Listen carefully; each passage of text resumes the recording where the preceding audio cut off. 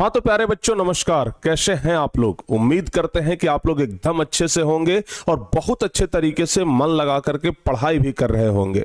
प्यारे बच्चों, आप लोगों का लगातार ये मैसेज आ रहा था, लगातार ये कमेंट आ रहा था कि सर इंपॉर्टेंट चैप्टर पर एक वीडियो बना दीजिए।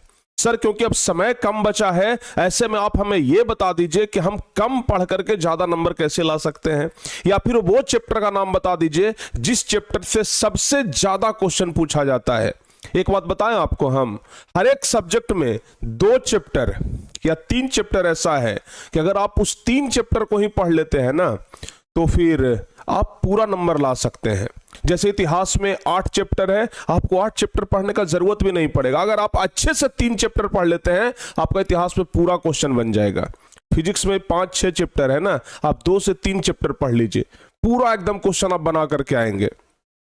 और दावा के साथ कह रहे हैं, ऐसा इसलिए कह रहे हैं क्योंकि हम पूरा एनालिसिस आज कर लिए हैं, और पूरा एनालिसिस करने के बाद हम ये निष्कर्ष पर पहुंचे कि नहीं, चैप्टर को बहुत कम करके भी अगर बच्चे पढ़ेंगे ना तो भी अच्छे नंबर ला सकते हैं। लेकिन हम ये बिल्कुल सजेशन नहीं देंगे कि आप लोग कम ही चैप्टर को पढ़िए, आप लोग सब चैप्टर को पढ़िए। लेकिन हां, जिस चैप्टर के बारे में आज हम आपको बताएंगे उस चैप्टर पर थोड़ा विशेष ध्यान दीजिएगा।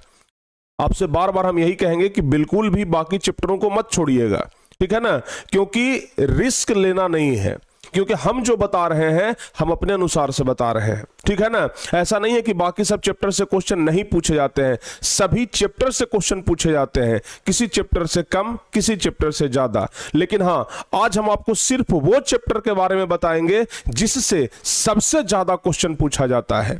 तो प्यारे बच्चों, आप लोग तैयार हो जाइए और इस वीडियो को आप लोग ज्यादा से ज्यादा शेयर करिएगा ताकि सब लोगों के पास ये वीडियो पहुंच सके। और हां, वीडियो के स्टार्ट में ही हम आपको सबसे पहले बता देते हैं कि जितने भी चैप्टर के बारे में आज हम आपको बताएंगे, चाहे वो किसी भी सब्जेक्ट का हो, जितने भी चैप्टर हम बताएंगे कि ये सबसे ज्यादा इंपॉर्टेंट है, ये सभी चैप्टर को पुनः हम क्रैश कोर्स में आप लोगों को पढ़ाएंगे।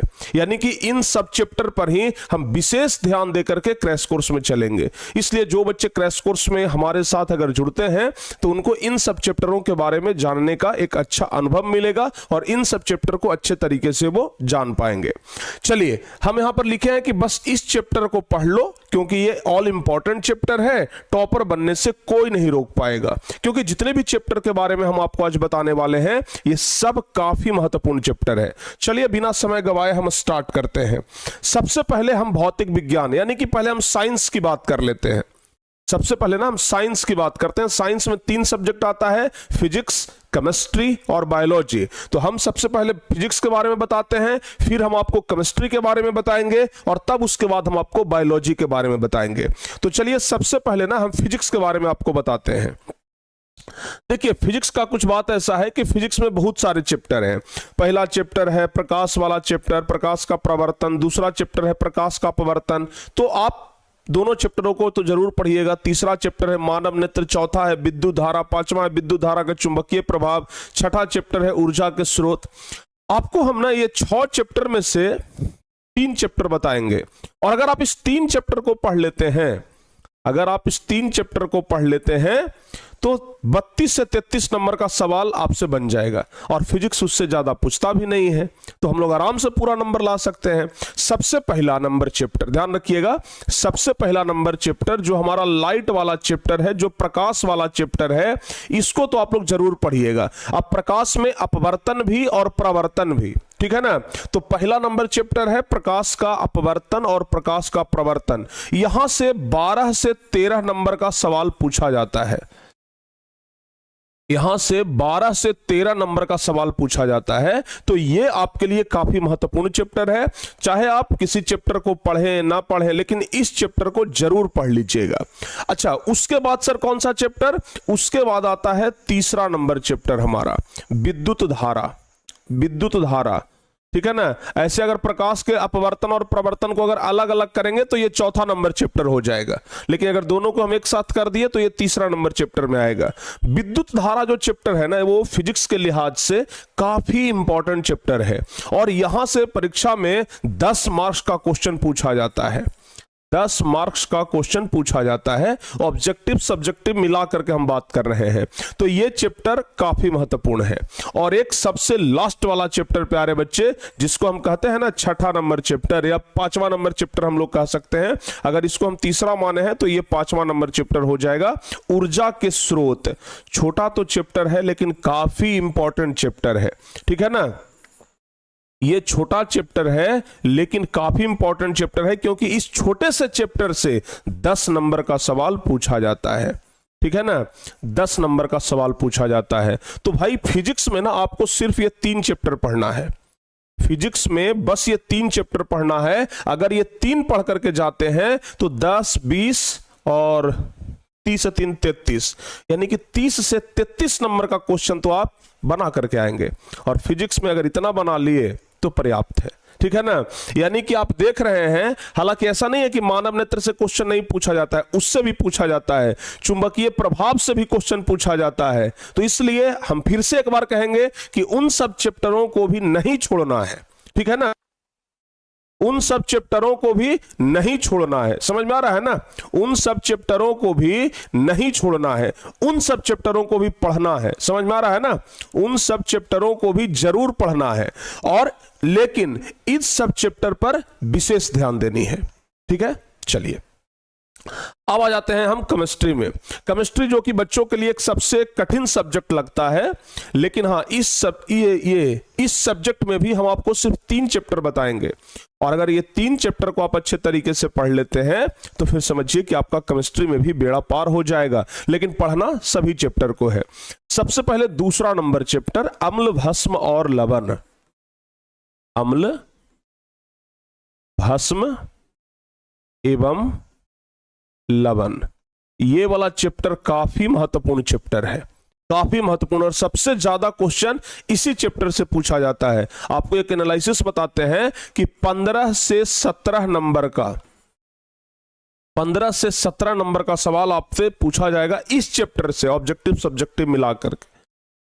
यानी कि आप समझ सकते हैं कि ये वाला जो पूरा चैप्टर है वो 50% आपका केमिस्ट्री है। 50% एकदम सिलेबस को कवर कर लेता है, 50% मार्क्स को कवर कर लेता है। तो इस चैप्टर को तो एकदम घोल करके पी जाइए, छोड़िए ही मत, इस चैप्टर को तो छोड़िए ही मत।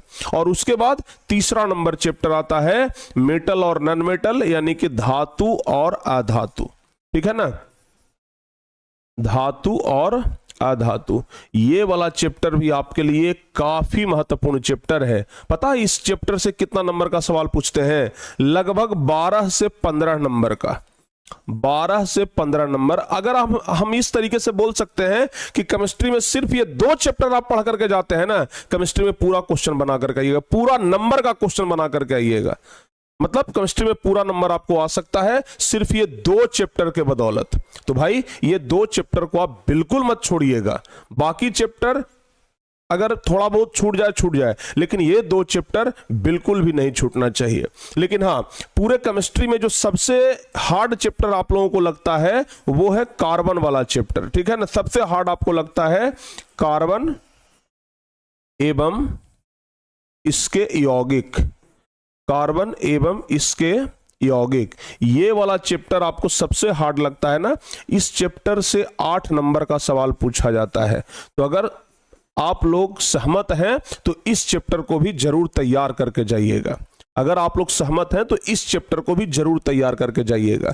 तो केमिस्ट्री में ये 3 चैप्टर आपके लिए कब महत्वपूर्ण है, दूसरा, तीसरा और चौथा, इसको जरूर पढ़ के जाइएगा, ठीक है। चलिए अब आते हैं हम लोग बायोलॉजी पे। बायोलॉजी में बच्चों को आता है कि सर कौन कौन सा चैप्टर पढ़ें। तो बाबू सबसे पहला नंबर जो चैप्टर है जैव प्रक्रम, जैव प्रक्रम। अच्छा, जैव प्रक्रम जो चैप्टर है इसके साथ साथ आप लोगों को जैव प्रक्रम में आप लोगों को पढ़ना है बाबू श्वसन चैप्टर के बारे में। श्वसन चैप्टर हो गया, परिवहन हो गया, उत्सर्जन हो गया, ये सब जैव प्रक्रम में ही आता है, ठीक है ना। तो ये सब ना आप लोगों को जरूर पढ़ के जाना है, ठीक है। और यहां से अगर आप सिर्फ ये पढ़ लेते हैं ना, जैव प्रक्रम अगर आप पूरा कंप्लीट कर लेते हैं, यकीन मानिए 25 नंबर आप कंप्लीट कर लेंगे। इससे ज्यादा का बायोलॉजी पूछा ही नहीं जाता है, बायोलॉजी इससे ज्यादा पूछता ही नहीं है। 25 नंबर आपका इतना में ही कंप्लीट हो गया। अगर आपको लगता है कि थोड़ा सा और मजबूत होकर के जाना है, थोड़ा सा और मजबूत होकर के जाना है, तो फिर आप जनन चैप्टर को पढ़ लीजिए, जो कि बायोलॉजी का 8वां नंबर चैप्टर है। ठीक है ना, बायोलॉजी का कौन सा चैप्टर है? श्वसन हो गया, परिवहन हो गया, उत्सर्जन हो गया। चैप्टर नंबर एग्जैक्ट हमें याद नहीं है, लेकिन ना जनन वाला चैप्टर आप लोग पढ़ लीजिएगा, जीव जनन कैसे करते हैं। ठीक है ना, जनन वाला चैप्टर पढ़ लीजिएगा, जीव जनन कैसे करते हैं। लिख देते हैं, जीव जनन कैसे करते हैं, जीव जनन कैसे करते हैं, ये वाला चैप्टर पढ़ लीजिएगा। 8 से 10 मार्क्स का सवाल जो है वो यहां से पूछा जाता है। 8 से 10 नंबर का सवाल यहां से पूछा जाता है। तो बायोलॉजी में इतना पर्याप्त है, इतना आप लोग पढ़ के जाइए, पूरा नंबर आपका आने वाला है। ठीक है ना। अब गणित का बात करते हैं, क्योंकि सबसे ज्यादा बच्चे गणित का ही डिमांड करते हैं कि सर जी गणित में बता दीजिए ना, गणित में सर एकदम 100 में 100 लाना है। तो बाबू अगर गणित में आपको 100 में 100 लाना है, तो आपको हम बताते हैं कि कौन कौन सा चैप्टर अगर पूरा मजबूत करके जाएंगे तो 100 में 100 एकदम कंफर्म हो जाएगा। सबसे पहला चीज तो चैप्टर नंबर 8 जो हमारा है त्रिकोणमिति। त्रिकोणमिति अगर हम इस चैप्टर को कंप्लीट करके जाते हैं, अगर हम इस चैप्टर को, सॉरी यहां पर हर्षिकार होगा, अगर हम इस चैप्टर को कंप्लीट करके जाते हैं तो पता है अकेले ये चैप्टर आप लोगों को 40 नंबर तक दिला सकता है, सब्जेक्टिव ऑब्जेक्टिव मिला करके। ठीक है ना, कितना? 35 से 40, 35 से 40 नंबर, 35 से 40 नंबर आपको अकेले ये चैप्टर दिला सकता है, त्रिकोणमिति का परिचय।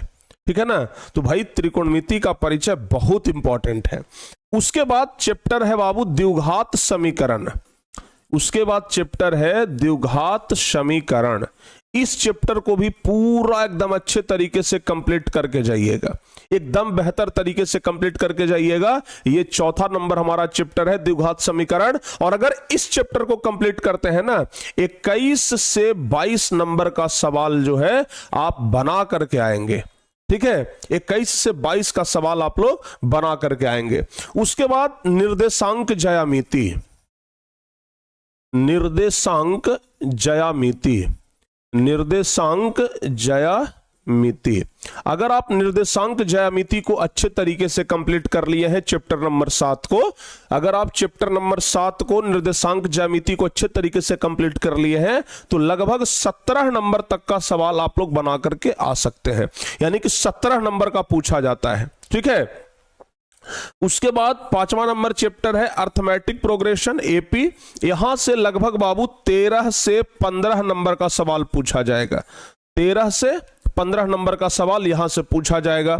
और सबसे लास्ट में दूसरा और चौथा चैप्टर पढ़ लीजिए, दूसरा और चौथा, दूसरा और चौथा। दूसरा नंबर चैप्टर कौन सा है? बहुपद और सांख्यिकी।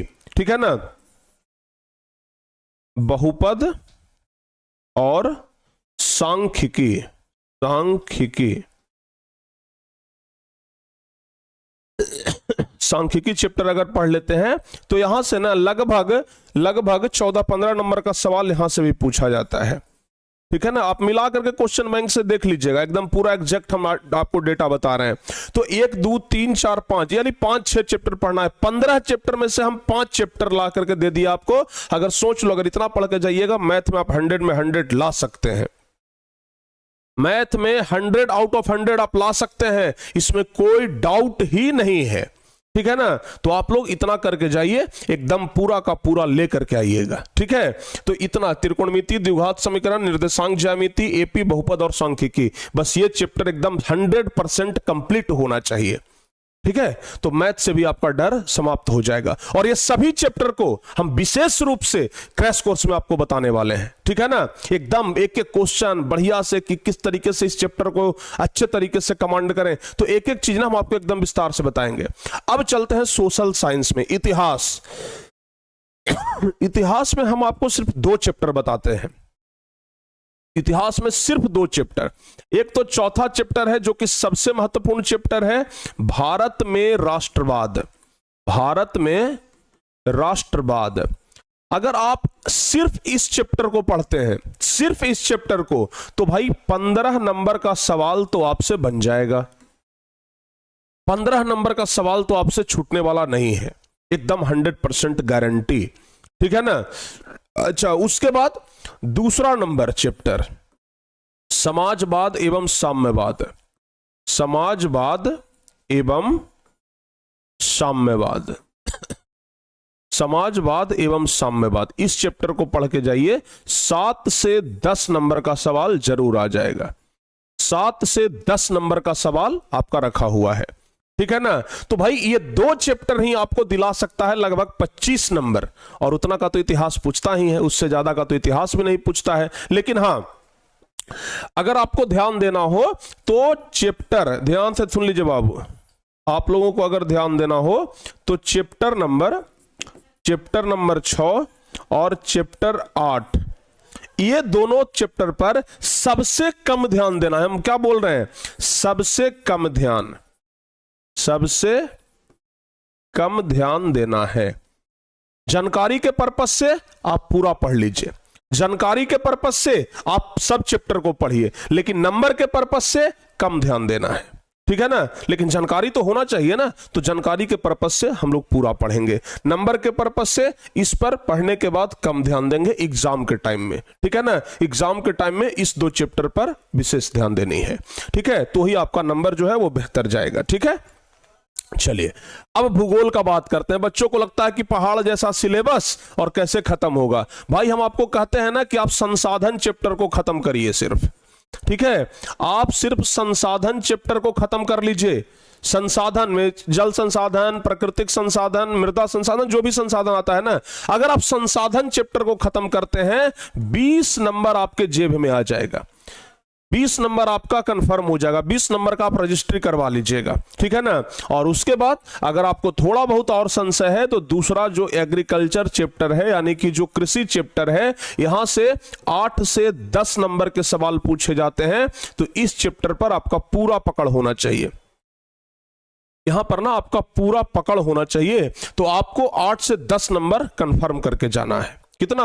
8 से 10 नंबर आपको कंफर्म करके जाना है। तो ये बस 2 चैप्टर पढ़ के जाइए भूगोल में, और एग्जाम के पर्पस से, बाकी नॉलेज के पर्पस से हम बार बार बोल रहे हैं कि पूरा पढ़ना है। कोई बच्चे हम पर ये एलिगेशन न लगा दे कि सर आप तो बोल रहे हैं कि बाकी चैप्टर को ना पढ़ो। हम कभी ऐसा नहीं बोल रहे हैं, हम बार बार बोल रहे हैं कि सब चैप्टर को पढ़ना है, ये 2 चैप्टर पर ज्यादा ध्यान देनी है। ठीक है ना। इसलिए हम बार बार डर भी रहे इस बात से कि बच्चे कहीं ये ना कह दे कि सर आप तो सिर्फ 2 चैप्टर पढ़ने के लिए बोल रहे हैं। हम पढ़ने के लिए पूरा बोल रहे हैं, ज्यादा ध्यान देने के लिए हम ये 2 चैप्टर का नाम ले रहे हैं कि इस पर ज्यादा आपको ध्यान देनी है। ठीक है ना। अब चलिए अगला नागरिक शास्त्र यानी सिविक्स का बात करते हैं। छोटा सा ये सिलेबस है, छोटा सा ये किताब है। आप लोगों को 2 चैप्टर पढ़ना है। एक तो दूसरा नंबर चैप्टर पढ़ना है, सत्ता में साझेदारी की कार्य प्रणाली। सत्ता में साझेदारी की, सत्ता में साझेदारी की कार्य प्रणाली, सत्ता में साझेदारी की कार्य प्रणाली।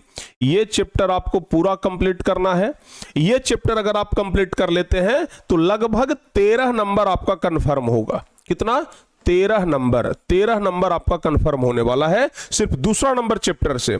और बाबू तीसरा नंबर चैप्टर आप कंफर्म करके जाइएगा, लोकतंत्र में प्रतिस्पर्धा और संघर्ष। लोकतंत्र में प्रतिस्पर्धा, लोकतंत्र में प्रतिस्पर्धा और संघर्ष, ये 2 चैप्टर ही काफी है पॉलिटिकल साइंस के लिए। लोकतंत्र में प्रतिस्पर्धा और संघर्ष, ये भी लगभग 13 नंबर का सवाल बनता है यहां से। ठीक है ना, 13 नंबर का सवाल बनता है। तो सिविक्स में भी ये 2 चैप्टर पर हमें विशेष ध्यान देनी है। ठीक है ना, विशेष ध्यान देनी है। चलिए उसके अलावा अर्थशास्त्र में आते हैं। यहां पर हम आपको यह भी बताएंगे कि भाई किस चैप्टर को छोड़ना है या फिर किस चैप्टर पर सबसे कम ध्यान देना है। सबसे पहला चीज तो कि चौथा नंबर चैप्टर छूटना नहीं चाहिए, हमारी वित्तीय संस्था। हमारी वित्तीय संस्था, संस्थाएं, हमारी वित्तीय संस्थाएं, ये आपको नहीं छोड़ना है, हमारी वित्तीय संस्थाएं, क्योंकि चूंकि यहां से 10 नंबर का सवाल आता है। पूरा इकोनॉमिक्स 17 नंबर का तो पूछा ही जाता है, पूरा इकोनॉमिक्स मात्र परीक्षा में 17 नंबर का पूछा जाता है, जिसमें से 10 नंबर आपका ये चैप्टर अकेले दिलवाएगा, ठीक है ना। और उसके बाद दूसरा नंबर चैप्टर पढ़ लीजिएगा, राज्य एवं राष्ट्र की आय, राज्य एवं राष्ट्र की आय, राज्य एवं राष्ट्र की आय। यहां से भी लगभग 8 से 10 नंबर का सवाल बनता है, तो ये भी आप लोग पूरा कंप्लीट करके जाइएगा, ठीक है ना। ये 2 चैप्टर, और भाई ध्यान रखना चैप्टर नंबर 5 और 7, ये 2 चैप्टर पर सबसे कम ध्यान भी दोगे ना तो काम चल जाएगा। सबसे कम ध्यान भी अगर दोगे तो आराम से काम चल जाएगा, ठीक है ना। सबसे कम ध्यान भी देंगे ना तो आराम से इस पर काम चलने वाला है, कोई दिक्कत नहीं है। लेकिन ये 2 चैप्टर घोल करके पीना है, एकदम छूटना नहीं चाहिए एक भी क्वेश्चन ये 2 चैप्टर से। समझ में आ रहा है ना। तो ये आपका पूरा साइंस, सोशल साइंस और मैथ का सिलेबस हम कंप्लीट करवा दिए। अब बच्चे कहेंगे कि गुरुजी अब बात रह गया हिंदी और संस्कृत का, अब बात रह गया, ठीक है ना, हिंदी और संस्कृत का। किस चीज का भाई, तो ध्यान रखना अब बात रह गया है हिंदी और संस्कृत का। तो अगर हिंदी और संस्कृत का बात करें तो इसमें आपको पूरा संपूर्ण चैप्टर पढ़ना पड़ेगा, ठीक है ना। इसमें आपको संपूर्ण चैप्टर पढ़ना पड़ेगा, क्योंकि हर एक चैप्टर से सवाल आता है लगभग। इसमें कोई चैप्टर इंपॉर्टेंट और कोई कम इंपॉर्टेंट नहीं है, सब चैप्टर ही इंपॉर्टेंट है, ठीक है। तो इसको आप लोग जरूर पढ़ करके जाइएगा। अच्छा, इंग्लिश में भी पूरा चैप्टर आपको पढ़ना पड़ेगा। तो लगभग हम पूरा सिलेबस आपको बता दिए कि किस चैप्टर से कितना क्वेश्चन पूछता है, ठीक है ना, किस चैप्टर से कितना क्वेश्चन पूछता है, पूरा हम आपको बता दिए। तो बाबू इस चैप्टर को पूरा कंप्लीट करके जाइए और परीक्षा में एकदम बाजी मार करके आइए। उम्मीद करते हैं कि आपको ये वीडियो अच्छा लगा होगा। अगर आपको ये वीडियो अच्छा लगा हो तो आप लोग इस वीडियो को लाइक जरूर करिएगा और अपने सभी दोस्तों के बीच शेयर कर दीजिए, ज्यादा से ज्यादा शेयर होनी चाहिए। और जैसा कि हम आपको फिर से बता रहे हैं, ये पूरा चैप्टर, जो भी चैप्टर का हम नाम लिए हैं, ये पूरा चैप्टर हम आप लोगों को क्रैश कोर्स में एकदम अच्छे तरीके से कंप्लीट कराने वाले हैं। तो बाबू हम आज की इस क्लास को, आज की इस वीडियो को यहीं पे समाप्त करते हैं। अगर आपको ये अच्छा लगा होगा तो आप लोग एक कमेंट जरूर करिएगा कि हाँ ये चैप्टर, ये वीडियो हमें कैसा लगा। तो मिलते हैं किसी और वीडियो में, तब तक के लिए जय हिंद, धन्यवाद।